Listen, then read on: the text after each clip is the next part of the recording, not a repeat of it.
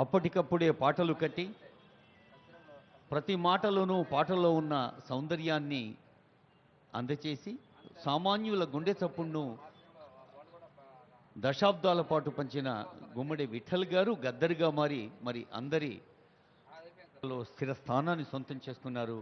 గద్దర్ గారి కుటుంబ సభ్యులకు శుభాకాంక్షలు. అమ్మ విమలమ్మ గారికి నమస్సులు.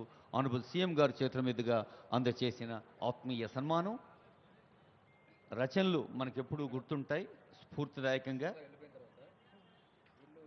శ్రీమతి గూడా హేమనల్లి గారికి శుభాకాంక్షలు, నమస్సులు. జయకేతనం అనే గీతాన్ని అందశ్రీ రాయటం, సాక్షాత్తు ముఖ్యమంత్రి గారు చూడండి ఎంత ఆత్మీయ ఆలింగన దృశ్యం కనిపిస్తోందో. ముఖ్యమంత్రి స్వయంగా స్టూడియోస్లో కూర్చొని ఆ పాటకి ఒక రూపకల్పన చేయటంలో వ్యక్తిగత శ్రద్ధ తీసుకున్నారు.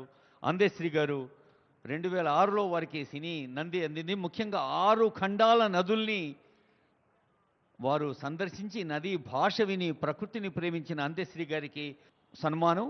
సుప్రజ గారు, వారి కూతురు సుప్రజ గారు అందుకుంటున్నారు. వెంకన్న గారి పాట కూడా మనకు తెలుసు.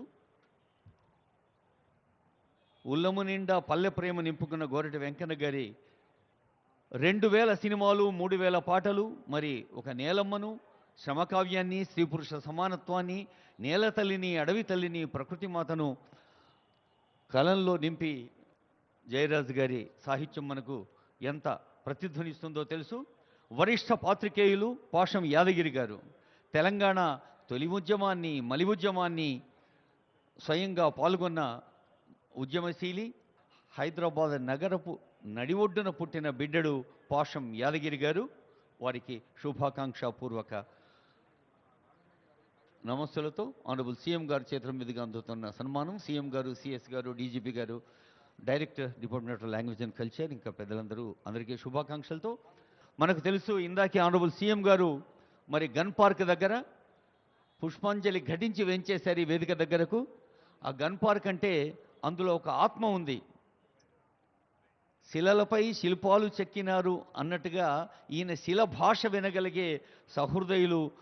ప్రకాశం అన్నిటినీ మరి మన కన్యారం జిల్లా పల్లెలో పుట్టి పెరిగి ఉపాధ్యాయులుగా పనిచేసి దశాబ్దాలు కృషి చేసిన నల్లమేల భాస్కర్ గారికి ధన్యవాదాలతో వీరు కాళోజీ నారాయణరావు పురస్కారాన్ని అందుకుంటున్న నల్లమేల భాస్కర్